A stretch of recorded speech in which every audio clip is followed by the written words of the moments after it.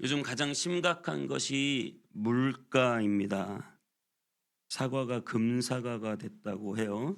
최근에도 물가 때문에 뉴스에서 계속 시끄러운데 저도 가끔 장을 보지만 정말 볼 때마다 다른 건 모르겠는데 정말 야채 과일은 좀 엄두가 안 나요. 굉장히 비싸졌습니다. 배추값이 폭등할 때가 있었어요. 한창 김장철인데 한 마트에서 세 포기에 10,000원이에요. 배추가 원래는. 그런데 18,000원 할인해서 12,000원에 판다고 광고가 붙었어요. 선착순. 새벽 5시서부터 줄을 섰습니다. 예. 3만 원짜리 12,000원에 판다고 하니까 새벽 5시서부터 줄을 섰어요. 그런데 한 명이 세 포기씩이에요. 그러니까 온 집안 식구를 다 깨웁니다. 일어나라. 배추 사러 가야 된다. 여러분 18,000원 아끼려고 온 집안 식구들을 깨워요. 새벽에 기도하면 18,000원 가치보다 더 할까요? 못 할까요? 훨씬 더 합니다. 여러분 믿음을 가지고 온 집안 식구를 깨워 이번 일주일 새벽 기도에 승리하시기를 축복합니다. 금요일 밤마다 사람들은 약속을 잡고 불금을 즐기고 화려한 상가들에 모여 밤새 벗들과 술잔을 기울이고 이야기를 나누고 웃고 떠듭니다. 뭐 그것이 무조건 나쁘다는 게 아니에요. 그런데 왜 예수님의 친구들은 금요일 날 주님 전에 나와 주님의 친구가 되어 주님과 함께 대화하고 웃고 기도하고 아뢰는 것을 포기합니까? 여러분 교회 나와 기도하시기를 축복합니다. 왜 우리들은 실패를 거듭합니까? 왜 수많은 그리스도인들이 그토록 자주 패배합니까? 왜 많은 사람들이 사역을 통해서 열매 맺지 못하고 있습니까? 왜 하나님의 교회가 성령의 불로 타오르지 않습니까? 기도하지 않기 때문입니다. 모든 실패의 원인은 기도하지 않기 때문입니다. 기도하지 않기 때문에 하나님이 역사하시지 않고 하나님의 그 옷자락과 숨결이 느껴지지 않고 기도하지 않기 때문에 간증거리가 없고 간증거리가 없으니 서로 미루고 간증거리가 없으니 어떻게 해요?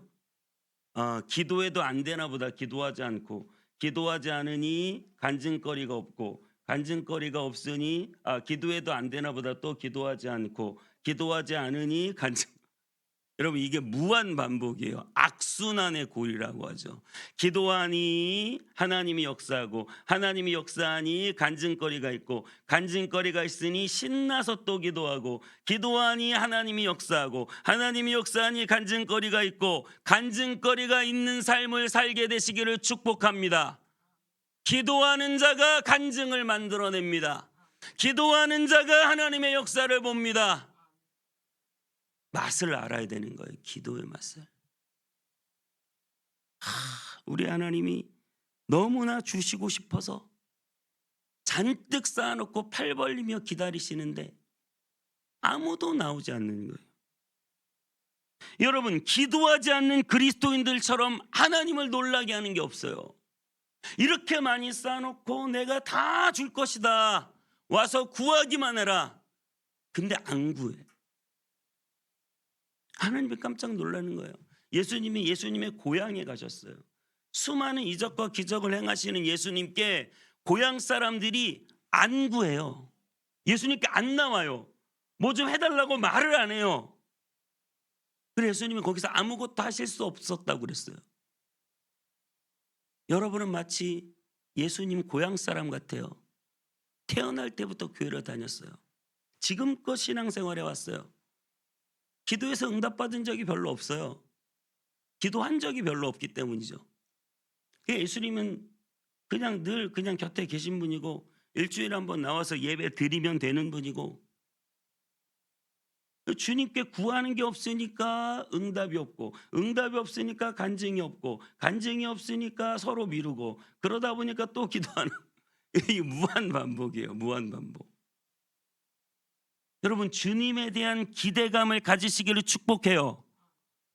10년, 20년, 30년, 50년, 60년 신앙생활 해왔는데 기도해서 응답받은 게 없기 때문에 아무런 기대감 없는 고향 사람 되지 마시고, 예수 그리스도께서 지금도 온 세상을 주관하시고 역사하시며 우리의 기도를 귀하게 보시고 일하신다는 사실을 믿으시기 바랍니다. 오늘 본문은 세 가지 이야기로 구성되어 있습니다. 다 읽으셔서 아시겠지만, 잎만 무성한 무화과나무. 예수님이 길을 가다가 무화과나무를 보고 잎이 무성한데 열매가 있는지 이렇게 한번 열어봅니다. 열매가 없어요. 그래서 이 무화과나무를 말라버렸어요. 그리고 나서 성전으로 들어가셨어요. 성전에 들어가니까 막 장사치들이 난리예요. 그러니까 예수님이 다 뒤집어 엎으시고, 내 집은 만민이 기도하는 집이다. 그러고 나서 그 성전에서 나오시는데 베드로가 무화과나무를 보니까 얘는 아주 썽썽한데 그 무화과나무가 딱 까맣게 말라버린 거예요. 너무 놀래가지고, 예수님, 무화과나무가 말랐어요. 열매가 없으면 이렇게 되는 거야. 이러실 줄 알았죠. 내가 제법 능력 있잖아, 이러실 줄 알았죠. 그게 아니라 믿고 구하면 받은 줄로 알라. 할렐루야. 믿는 자는 이 산을 들어 바다에 던져지라 해도 그렇게 될 것이다. 여러분, 이 교훈 있는 이야기의 연속성을 잘 이해하시기를 바랍니다. 무화과 나무의 열매를 보지 못하고 그 나무를 말라버리게 하신 예수님, 여러분 왜 열매가 없습니까? 여러분의 인생에 왜 열매가 없습니까? 예수님은 그 뒤에 답하신 거예요. 만민이 기도하는 집이다. 구하고 믿으면 받은 줄로 알라. 왜 열매가 없습니까? 야고보서 4장 2절엔 이렇게 말합니다. 욕심을 내도지 못하고 심지어 살인하며 시기하도 능히 취하지 못하고 다투고 싸울 뿐이다. 너희가 얻지 못함은 구하지 아니하기 때문이요. 왜 열매가 없다고요? 구하지 않기 때문에. 그런데 구하여도 받지 못함은 정욕으로 쓰려고 잘못 구하기 때문이다. 제가 오늘 이 본문 말씀을 가지고 온 이유는, 이 야고보서 말씀을 여러분에게 드린 이유는, 요즘 시절에 기복주의라고 뭐 대학 붙여달라, 아파트 당첨되게 해달라, 뭐 이런 기도들 하지 말라는 거예요.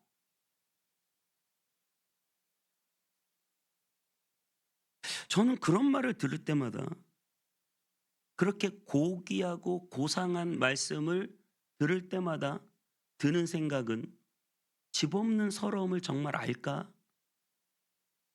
늘 가난에 쩌들리고 빚에 쩌들린 그 심정을 알고 저런 말을 하는 것일까?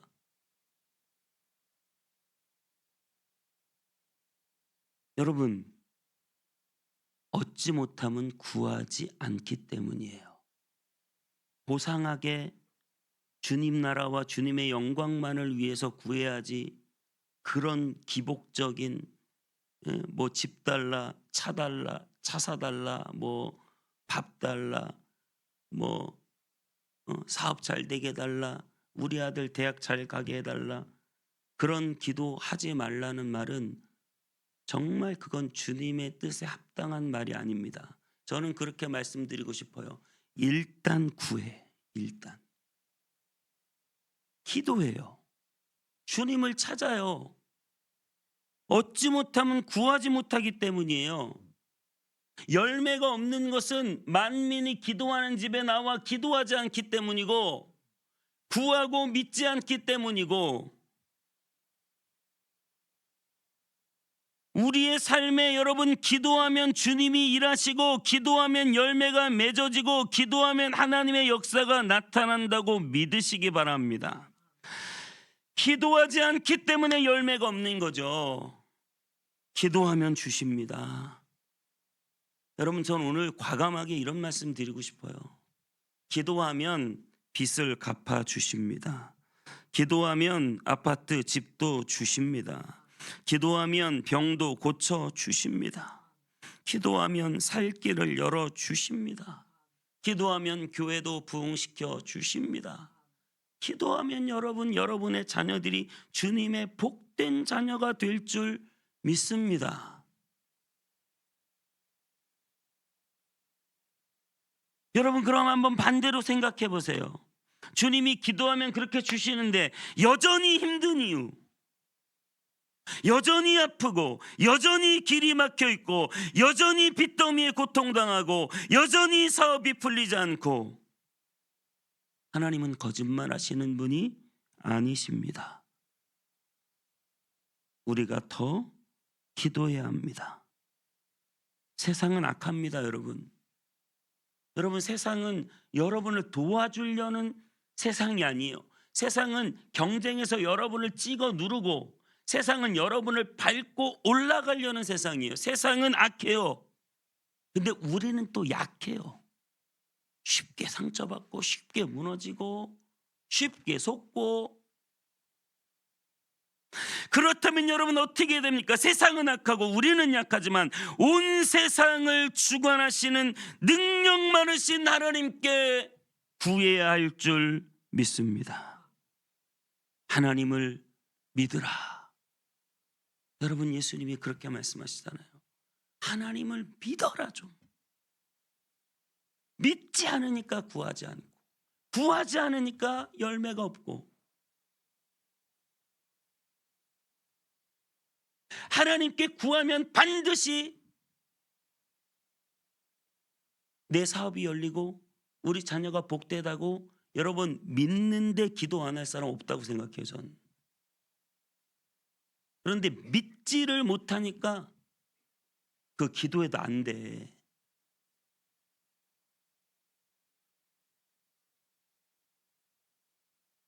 그래서 기도를 포기하니까 열매를 맺지 못하는 거예요. 오늘 본문 말씀, 예수님이 이제 성전으로 들어가십니다.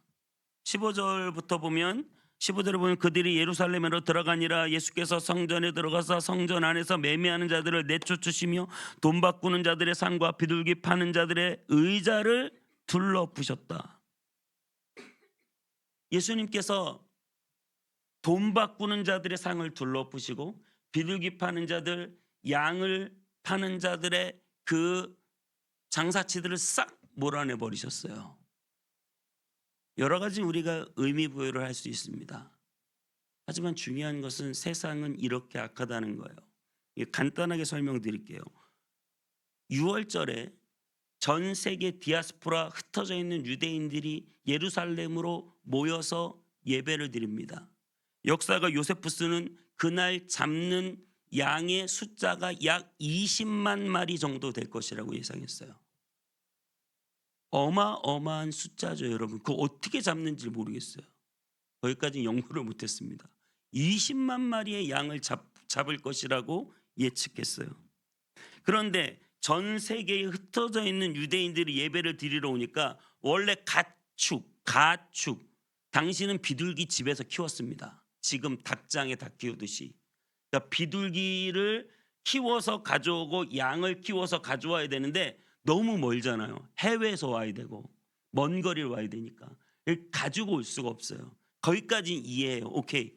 그래서 와가지고 그 안에 장사하는 사람들인데 그걸 사가지고 제사를 드려야 돼요. 자, 여러분, 야구장에서 먹는 치킨이 비쌉니까, 쌉니까? 비싸요. 맛도 없고 양도 적은데 비싸요. 그래서 야구장 갈 때는 포장해서 가야 돼요. 무슨 말이에요? 그 안에 들어가면 비싸지는 거예요. 휴게소 가면 비싸요, 싸요? 비싸요, 다. 여러분, 그 성전 안에서 파는 비둘기, 양 비쌀까요, 안 비쌀까요? 비싸요. 그러면 거기서 많은 이문이 남습니다. 그럼 그 장사하는 사람들은 그 이문을 가지고 제사장 그루에게 뇌물을 바칩니다. 이해가 되세요? 네, 이게 불의한 세상이에요. 그때나 지금이나 이거를 뭐라고 합니까? 요즘 용어로 특권 카르텔이라고 하죠. 네? 특권 카르텔이 지금 그 안에 있는 거예요. 성인들은 성전에 세금을 바치는데 5세계를 바칩니다. 그런데 그 세금을 바칠 때 로마 주화로 바치는 것은 불경건하다고 해요. 그래서 그 성전세를 내는 성전세계를 따로 만들어요. 주화를 따로 만들어요. 그래서 로마의 돈을 가지고 와가지고 성전세계로 바꿉니다. 그럼 여기에서 환전할 때 환차익이 생겨요. 많이 먹을까요? 조금 먹을까요? 많이 먹어요. 예, 은을 500 가져왔으면 한 50만 넣어가지고 바꿔주는 거예요. 그럼 나머지는 다 자기들이 먹는 거예요. 그러면 그걸 받아가지고 어디다 또 뇌물을 줘야 돼요? 자기한테 장사할 권리를 준 제사장들에게 뇌물을 갖다 줘야 돼요. 이 특권 카르텔이에요. 예수님은 그 특권 카르텔을 보시고 성전에 오셔서 싹 뒤집어 엎는 거예요. 다 아시니까. 여러분, 세상은 불이에요. 손해보는 건 누굽니까? 서민들이에요. 고통받는 건 서민들이고 돈 버는 거는 윗사람들이고, 그때나 지금이나 똑같은 거예요. 우리나라 IMF를 불러왔어요. 위에 머리에 계신 상층부에 계신 분들은 미리 알았을까요? 몰랐을까요? 자기들이 가져왔는데 다 알죠. IMF를 이용해서 오히려 돈을 더 번 사람들이 있고, 너무 옛날 얘기하나? 돈을 번 사람이 있고, 거의 대부분의 서민들은 다 망해서 나가 떨어졌어요. 직장 잃고 회사 폐업하고. 그때나 지금이나 여러분이 직장을 가든 사업을 하든 끊임없는 경쟁과 특권 카르텔에 맞서야 돼요. 여러분을 도와줄 자가 어디 있습니까? 그런데 예수님은 너희를 도와줄 분은 오직 하나님이니 그 하나님 앞에 기도하는 이 만민의 집을 강도의 구렬로 만들지 말고 기도의 집으로 만들어라.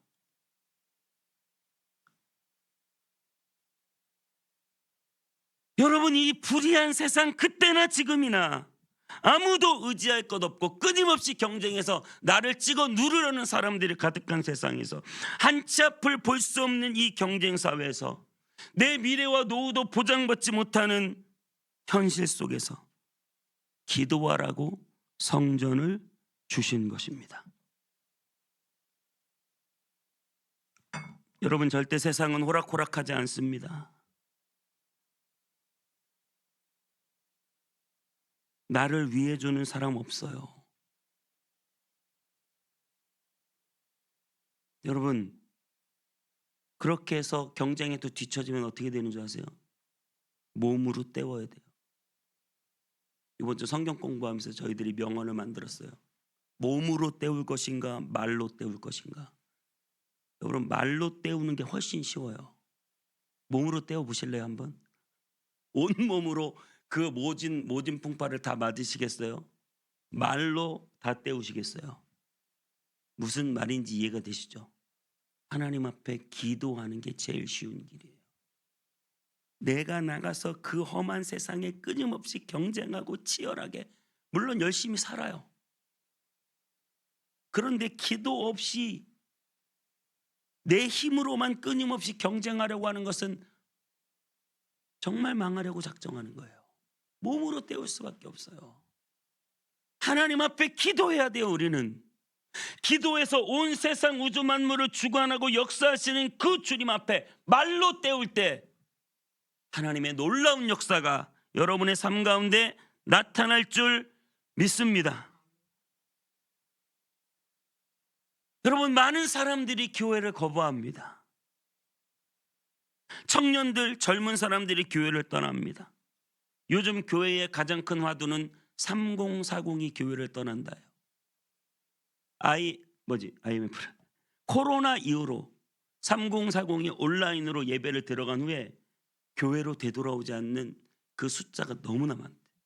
3040이 없으니까 주일학교가 없고, 애를 안 낳으니까 주일학교가 없고, 주일학교는 지금 엄청난 위기를 맞고 있습니다. 주일학교가 없다는 건 교회의 다음 세대가 없다는 거예요.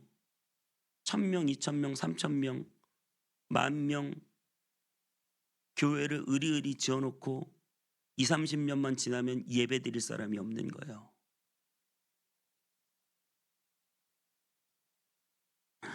여러분, 우리의 사업은 어떻습니까? 여러분의 직장과 여러분의 상업은 평안하십니까? 세상이 정말 호락호락하지 않아요. 교회도 어렵고 사업도 어렵고 직장도 어렵고. 그럼 우리 자녀들은 앞길이 창창합니까? 엄청난 과외비를 들여 공부를 시켜도 미래를 보장받지 못합니다. 여러분, 또 그들이 공부에 지쳐서 영혼을 돌보지 못하니까, 기도하지 못하고 말씀 앞에 훈련되지 못하고, 그러다 보니까 어떻게 해요? 영혼이 다 죽어요. 여러분, 그렇게 교회나 나의 일, 직장, 사업이나 우리의 자녀들이 어둡고 캄캄한 미래를 가야만 한다고 하면 우리는 무엇을 해야 됩니까? 예수님이 자신의 십자가 고난을 보고 울고 있는 자매들에게 이렇게 말합니다. 나를 위해 울지 말고 너희 자녀들을 위해 울어라. 여러분, 여러분의 직장을 위해서 우세요. 여러분의 사업을 위해서 우세요. 여러분의 자녀들을 위해서 우세요. 재정적인 문제들 때문에 우세요. 건강을 달라고 우세요. 여러분의 노후를 위해서 우세요. 이 악하고 불합리한 세상 속에서 어떤 정치인이, 어떤 정부가 여러분을 책임져 주지 못해요. 오직 하나님만이 여러분을 돕고 여러분을 모든 어려움에서 구해 주실 줄 믿습니다. 하나님께서 교회를 주신 이유를 제가 이 본문을 묵상할 때 솔로몬이 성전을 처음 지을 때가 생각났어요. 자, 우리 성경을 좀 찾아봅시다. 좀 기니까 자막을 만들진 않았어요. 열왕기상 8장, 구약 성경 524페이지, 열왕기상 8장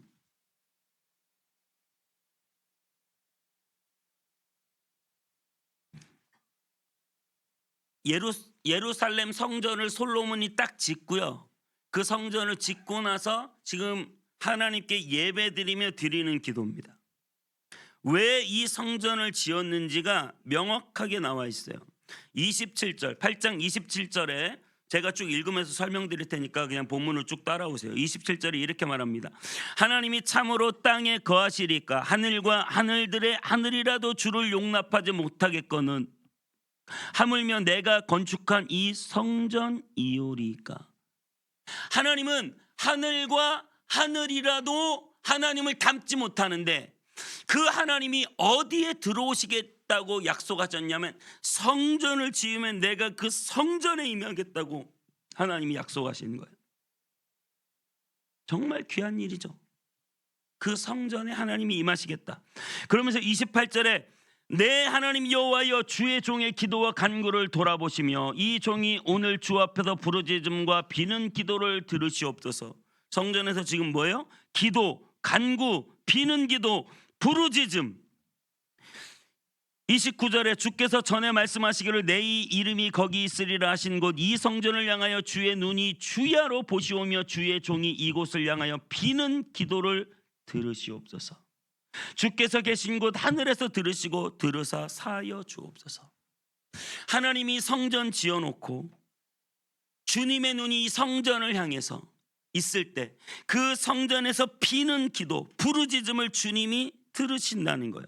그러면서 33절에 적국에게 패하게 될 때 주께 기도하며 간구하거든 주님이 하늘에서 들으시고, 또 35절에 하늘이 닫히고 비가 없어 주께서 벌을 받을 때, 주께 벌을 받을 때 이곳을 향하여 기도하며 주의 이름을 찬양하고 그들이 주에서 떠난 것은 주는 하늘에서 들으시고.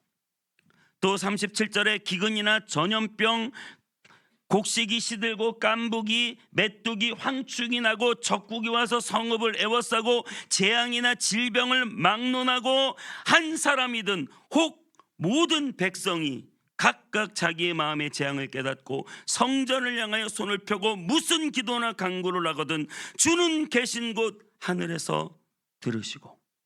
41절에 이방인들이, 우린 다 이방인들이잖아요. 먼 지방에서 온 이방인이라도 그들이 크신 이름과 주의 능한 손과 주의 펴신 발의 소문을 듣고 와서 이 성전을 향하여 기도하거든 주는 계신 곳 하늘에서 들으시고. 44절에 적국과 싸우러 나갈 때 주는 들으시고. 46절에 범죄하지 않는 사람이 없사온데 범죄함으로 주님께 기도할 때 주님은 들으시고. 여러분, 성전을 이렇게 지어놓고 뭐라고 말씀하세요? 기도할 때 이런 문제 저런 문제, 병들고 아프고 고통당하고 농사가 망하고 사업이 안 되고 일이 힘들고 관계가 틀어지고, 그럴 때 이 성전에 나와 듣는 기도를 주님이 들어달라는 거예요. 우리 인생의 수많은 그 문제들의 기도를 요한계시록에 보면 이렇게 말씀하고 있어요.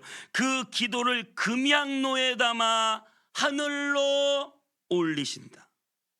여러분, 그 어떤 한 사물의 가치는 그릇에 담겨 있어요. 그릇이 그냥 아주 안 좋은 그릇 쓴 거면 대충 담는 거고, 금그릇에 담는 건 너무나 귀하기 때문에 금그릇에 담잖아요.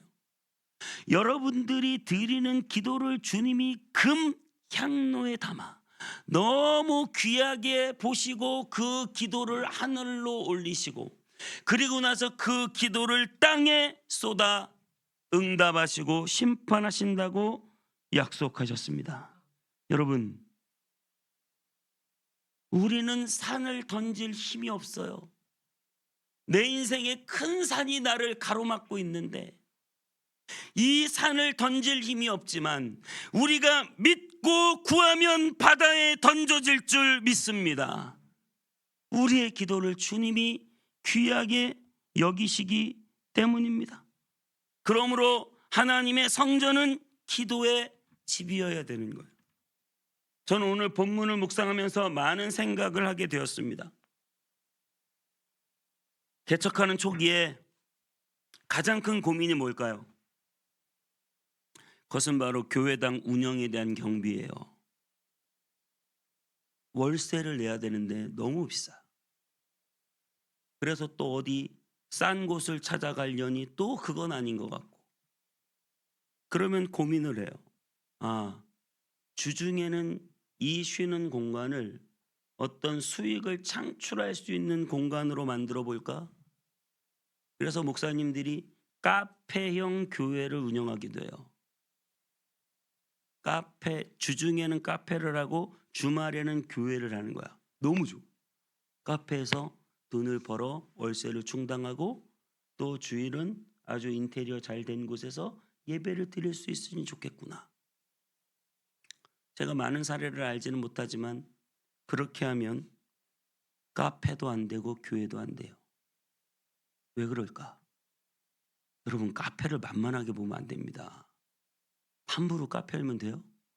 엄청 인테리어 들여가지고 카페 한번 해보겠다. 여러분, 쉬운 사업이 아닙니다. 목사님들이 얼마나 전문적인 경영 마인드가 있으시겠어요? 교회를 하려다 보니 카페를 생각했는데 안 되는 거예요. 카페도 안 돼. 근데 교회도 안 돼.